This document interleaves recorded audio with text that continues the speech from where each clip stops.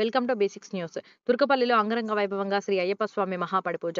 తుర్కపల్లి మండల కేంద్రంలో Shiva Narasimhan Tantri, doctor PM Manoj Tantri, Racharla Ramesh, Pendam Srinivas గురుస్వాముల ఆధ్వర్యంలో పత్తిపాటి రామారావు 18వ మహాపడిపూజను అంగరంగ వైభవంగా నిర్వహించారు. ఉదయం గణపతి పూజ, శ్రీ సుబ్రహ్మణ్య స్వామి పూజ, కలశ పూజ, అమ్మవారి పూజ అనంతరం అయ్యప్ప స్వామికి 18 రకాల అభిషేకాలు, ఆభరణాల ఊరేగింపు నిర్వహించి పడిపూజ కార్యక్రమాన్ని వైభవంగా నిర్వహించారు.